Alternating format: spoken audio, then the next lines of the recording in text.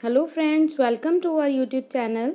Today we are going to start 9th class history NCERT. तो हम history शुरू करने जा रहे हैं 9th क्लास की, और ये वर्ल्ड हिस्ट्री है, यानी कि पूरे वर्ल्ड की हिस्ट्री के पॉइंट्स आप जो मेन रेवोल्यूशंस हुई हैं वर्ल्ड हिस्ट्री के बारे में इन शॉर्ट हम कह सकते हैं कि इसमें हम पढ़ने वाले हैं। और ये जो फर्स्ट चैप्टर है that is the French revolution, ये हम स्टार्ट करने जा रहे हैं।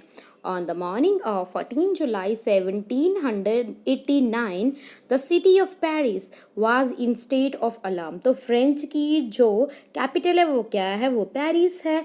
14 जुलाई 1789 को होता क्या है, तो ये जो स्टेट है यानी कि पेरिस है, इसमें ये यानी कि अलार्मिंग हो जाती है सुबह को। In the morning the king had commanded troop to move in to the city. जो किंग है, राजा है, वो ट्रूप्स को यानी कि पुलिस को कमांड देता है कि आप सिटी में जाइए, शहर में जाइए। र्यूमर स्प्रेड, र्यूमर होती हैं अफवाह, अफवाहें फैल रही हैं that he would soon order the army to open fire open the city. तो र्यूमर लोगों में ऐसे बातें अफवाहें फैल रही हैं कि ये आर्मी को अब किंग ऑर्डर देगा कि बस आप फायर करना शुरू कर दो सिटीजन के ऊपर, उनकी जनता के ऊपर। सम 17,000 men and women gathered in front of the town hall and decided to form a people militia। तो 7,000 मर्द और औरतें इकट्ठा हो जाते हैं टाउन हॉल में और एक मिलिटिया बनाते हैं, एक मिलिट्री टाइप बनाते हैं। They broke into the number of a government building in a search of arms. तो क्या जी, वो इतने बहुत जो गवर्नमेंट की बिल्डिंग्स होती हैं उनको तोड़ फोड़ कर देती है उनकी, क्योंकि वो क्या चाहते हैं, आर्म्स चाहते हैं, वेपन्स चाहते हैं वो भी। Okay, finally a group of several hundred people marched toward the eastern part of the city and stormed the fortress prison the Bastille, where they hoped to find a horde ammunition. तो क्या जी, बहुत बड़ा group यानी कि several hundred, सैकड़ों ही लोग जा रहे होते हैं। किस साइड पे जा रहे हैं, ईस्टर्न साइड जा रहे होते हैं। और वो क्या जी, वो प्रिजन में जो फोर्ट प्रिजन होता है जिसका नेम है फोर्ट प्रिजन, क्या है, बेस्टाइल। बहुत इंपॉर्टेंट है बेस्टाइल। ओके, ये बेस्टाइल बहुत इम्पॉर्टेंट प्रिजन है। और इसमें वो जाते हैं, वहाँ पे उनको ऐसा था कि इस प्रिजन में उन्होंने हॉर्डेड होता है भी जमा करके ना वेपन्स रखे होंगे। In the armed fight that follow the commander of the Bastille was killed and the prisoner release. तो इसमें करते क्या है, इतने ज़्यादा लोग होते हैं, जो कमांडर होता है बेस्टाइल का उसको मार दिया जाता है, और जो जितने भी कैदी होते हैं, प्रिजनर्स होते हैं, उनको रिलीज कर दिया जाता है इन सिटीजन की तरफ से।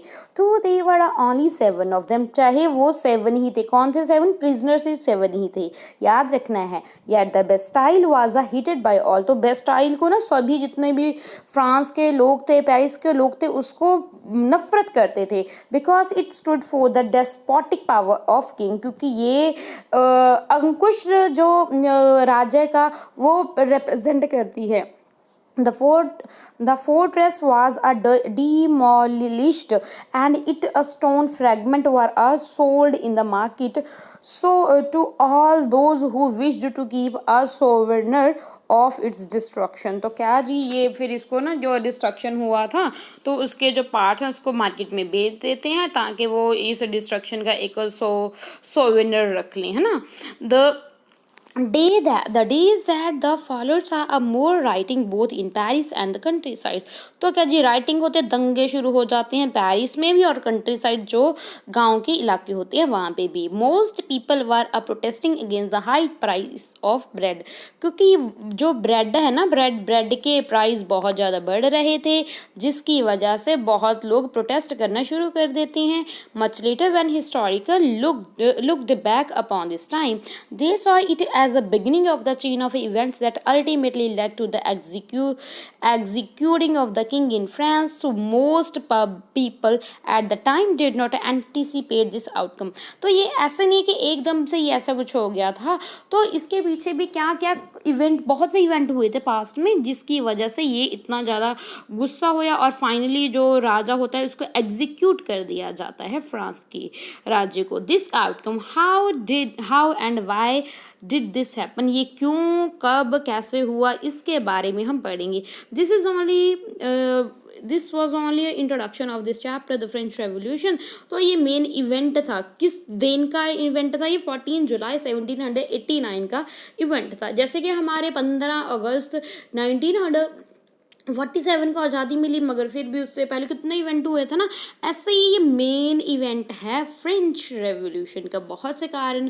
तो ये कौन कौन से मेन इवेंट्स हैं उनके बारे में हम नेक्स्ट पार्ट में पढ़ेंगे। French society during the late 18th century, तो इसको सेकंड पार्ट में पढ़ेंगे। जितना पढ़ा है आई होप आपको समझ में आया होगा। Thank you and God bless you.